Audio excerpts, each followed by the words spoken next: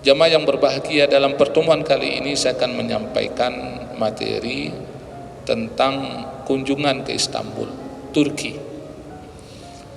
Bulan yang lalu dengan izin Allah Subhanahu wa taala saya berkunjung ke Turki dengan tim dari KISPA, Komite Indonesia untuk Solidaritas Palestina. Kunjungan ini yang pertama adalah untuk bersilaturahim dengan mitra-mitra kita, dengan sahabat-sahabat kita yang bergerak di bidang sosial, di bidang kemanusiaan, untuk kita sharing, kita diskusi, bermusyawarah berkaitan dengan apa yang dapat kita lakukan membantu umat Nabi Muhammad SAW yang saat ini di semua negeri, bukan saja di Indonesia, di semua negeri, di Gaza, Palestina, di Suriah, di Yaman, di Turki, di Timur Tengah, itu dilanda wabah COVID-19. Nah, tentu yang terpapar, tentu yang terkena COVID-19, mereka membutuhkan bantuan. Terutama sekali di Gaza itu 2 kali lockdown. Alhamdulillah kemarin saya dapat informasi lockdownnya sudah mulai dicabut, tapi protokoler kesehatan tetap masih berlangsung. Masjid sudah mulai dibuka, tapi dengan protokoler kesehatan, pakai masker, kemudian sholatnya juga berjarak. Dan ini bukan maunya mereka, memang udah begitu ketentuannya, mau diapain coba. Dan protokoler kesehatannya kan begitu, ahlinya memang berkata semacam itu. Nah, ini kita bersinergi dengan mereka. Alhamdulillah amanah yang disampaikan oleh kaum muslimin dapat kita salurkan. Oleh karena itu melalui forum ini saya mengucapkan jazakumullah khairan katsira kepada kaum muslimin, kepada rakyat Indonesia yang telah mempercayakan bantuan infak terbaiknya melalui KISPA, dan alhamdulillah sudah disalurkan kepada saudara-saudara kita yang berhak, khususnya di Gaza, Palestina, kemudian di Suriah dan juga di Yaman. Nah, jemaah yang dimuliakan oleh Allah Subhanahu wa taala, untuk mendapatkan rahmat dan berkah Allah Subhanahu wa taala, mari kita membaca surat At-Taubah ayat 119. Silakan jemaah mengikuti. Ketahuilah setiap huruf dari Al-Qur'anul Karim kita akan mendapatkan 10 kebaikan. A'udzu billahi minasy syaithanir rajim.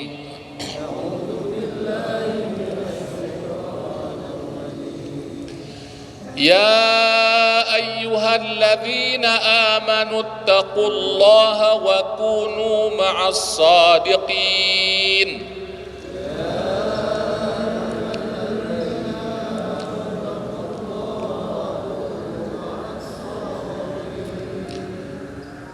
Wahai orang-orang yang beriman, bertakwalah kepada Allah dan bersamalah kamu dengan orang-orang yang benar.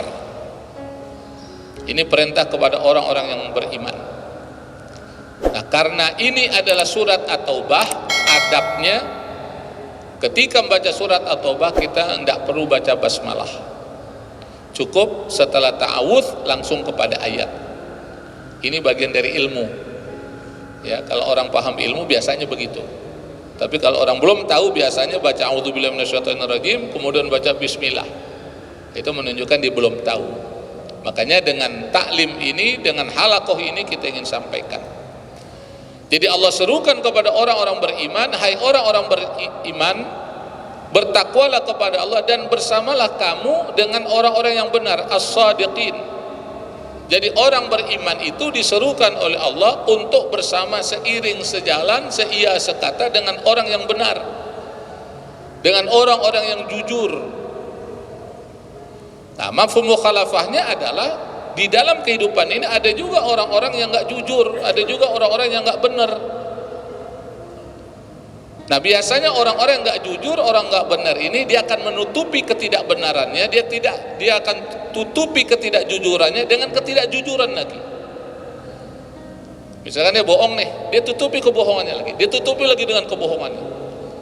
Makanya nggak selesai-selesai, saudara.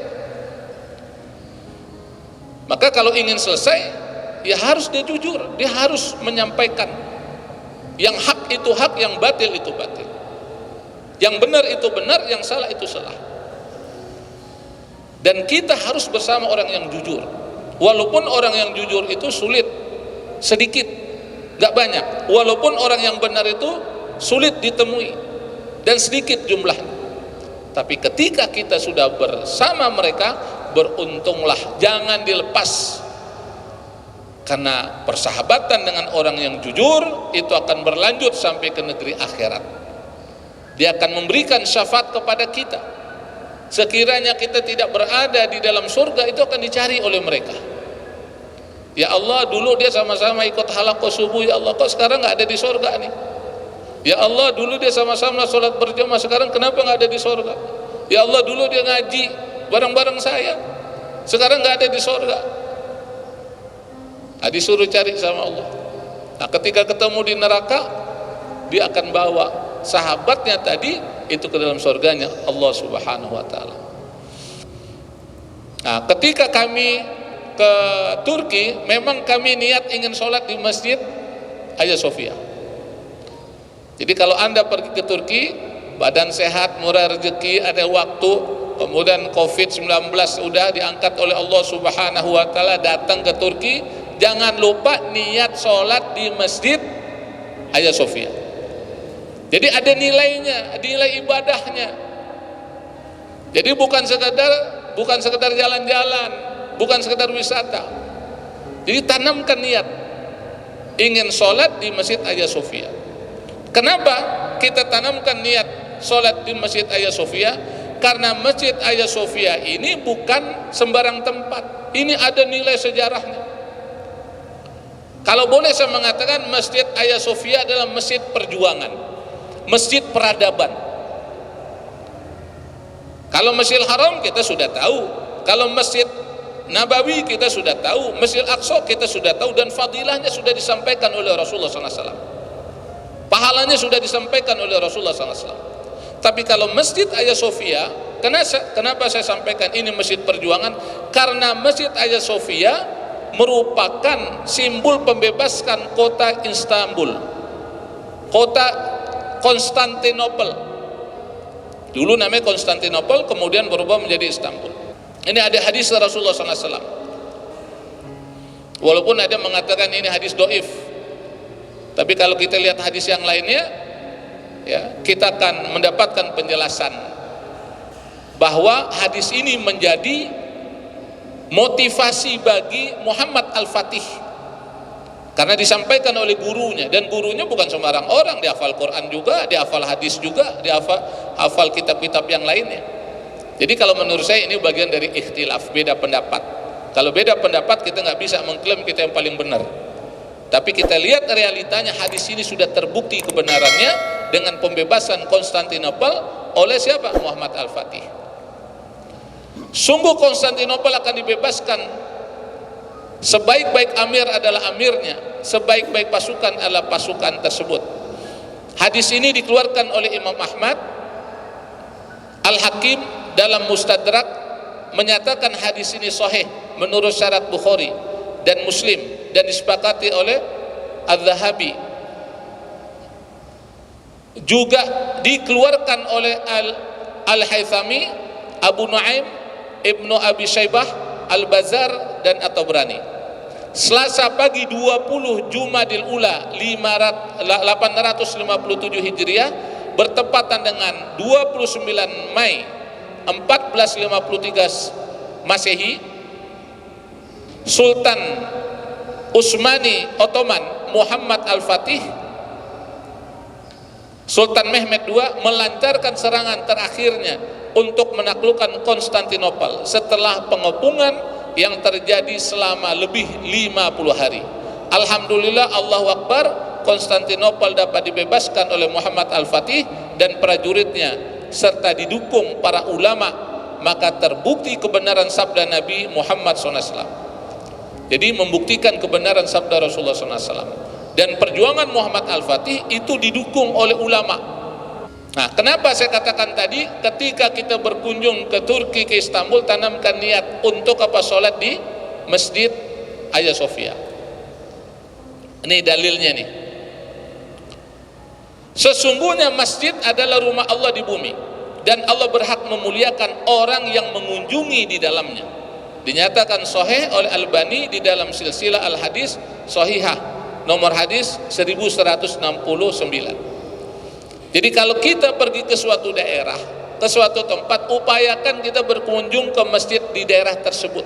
Minimal kita sholat 2 rakaat tahiyatul masjid. Ya, itu bagian dari adab kita mengunjungi suatu daerah, suatu negeri. Ya, apatah lagi ketika kita berkunjung ke Istanbul. Sangat rugi kalau orang berkunjung ke Istanbul tapi dia nggak sempetin untuk sholat di Masjid Hagia Sophia. Padahal Masjid Hagia Sophia sekarang kalau kita masuk gratis. Waktu jadi museum kita harus ngeluarin uang, kita harus beli karcis. Sekarang nggak perlu, cukup kita berwudu dalam keadaan suci, hilang dari hadas besar, hadas kecil, kita datang ke masjid. Nah, datang masjid, sholat 2 rakaat tahiyatul masjid. Habis itu kita berzikir, berdoa kepada Allah Subhanahu wa Ta'ala. Dan yakinlah, ketika kita berdoa di dalam masjid, malaikat akan mengaminkan orang yang berdoa dalam masjid. Kok Ustadz yakin kayak begitu? Makanya kalau kita baca hadis, jangan 1 hadis, 2 hadis, baca hadis yang lainnya.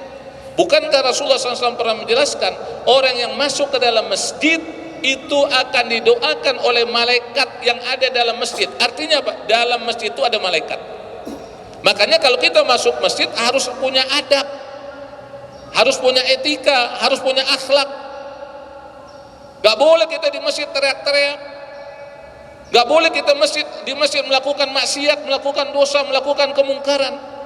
Gak boleh kita di masjid melakukan kejahatan. Di masjid ada malaikatnya kok, dipantau oleh malaikat. Dan malaikat mendoakan, Allah maghfir lahu warhamhu, Allah maghfir lahu warhamhu. Ya Allah, ampunilah dosanya, rahmatilah dia, ampunilah dosanya, rahmatilah dia, sampai orang itu kembali pulang. Makanya saya sering lihat orang dalam masjid itu mendapatkan rahmat dari Allah Subhanahu wa Ta'ala. Apa indikatornya? Dia mendapatkan ketenangan. Mungkin problem dalam rumah tangganya, problem di kantornya, problem di masyarakatnya, dia cari solusi di masjid. Dia datang ke masjid, dia dapat ketenangan dari Allah. Ini kita di dalam Masjid Hagia Sophia. Alhamdulillah, ini ada kaligrafi tulisan Allah Subhanahu wa Ta'ala. Ya, sampai sekarang masih ada. Sampai sekarang masih terpasang. Waktu jadi museum masih ada nih Pak, nggak bisa ditutup. Karena mau dikeluarin gimana mau keluarinnya? Ini kaligrafinya Pak, nggak bisa dikeluarin. Pintu masjidnya itu nggak bisa, ya, kekecilan, pintu masjidnya kekecilan. Padahal udah besar tuh pintu masjidnya, tapi nggak bisa mengeluarkan ini. Akhirnya udah dipasang aja. Nah, ini ada yang menarik juga yang perlu saya sampaikan. Ini ada kayak semacam tirai, ya. Ini untuk menutupi apa? Lukisan. Dan lukisannya udah berabad-abad. Lihat bagaimana, ya, di Istanbul, Turki, kaum muslimin, pemimpin Islam itu sangat menghargai peradaban. Sekiranya Muhammad Al-Fatih tidak memperhatikan peradaban, peninggalan orang-orang terdahulu, ketika dia membebaskan Konstantinopel, udah rata tuh yang namanya Hagia Sophia. Karena dia punya hak, dia pemenang dalam peperangan. Tapi itu tidak dihancurkan oleh Muhammad Al-Fatih. Untuk apa? Memberikan pelajaran kepada umat setelah beliau, termasuk kita saat ini. Tolong perhatikan sejarah, tolong perhatikan peradaban manusia. Walaupun ada pihak-pihak tertentu yang mencoba ingin menghapus sejarah, terutama di Indonesia nih, sejarah perjuangan umat Islam. Ya, makanya kita nggak boleh, ya, ikut dengan pemahaman semacam itu. Sejarah harus kita perhatikan.